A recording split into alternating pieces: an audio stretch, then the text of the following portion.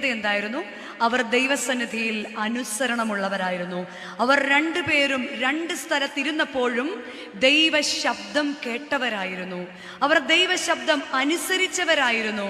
രണ്ട്, അവർ ദൈവസന്നിധിയിൽ അവരെ തന്നെ താഴ്ത്തിയേൽപ്പിച്ചവരായിരുന്നു. തികച്ചും മംഗളകരമല്ലായിരുന്നു അവർ കേട്ട വാർത്ത.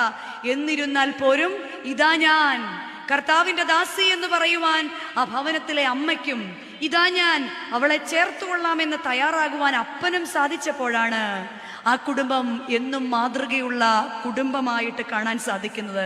ഒരു സമർപ്പണ മനോഭാവം ആ കുടുംബത്തിലുണ്ടായിരുന്നു. ഈ കുടുംബത്തിൻ്റെ റിഫ്ലക്ഷൻ എവിടെ കാണാൻ സാധിക്കും?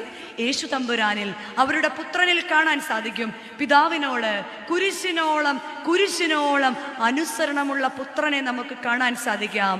എൻ്റെ ഇഷ്ടമല്ല അപ്പ, അവിടുത്തെ ഇഷ്ടം എന്നിൽ നിറവേറട്ടെ എന്ന് പറഞ്ഞ് തന്നെ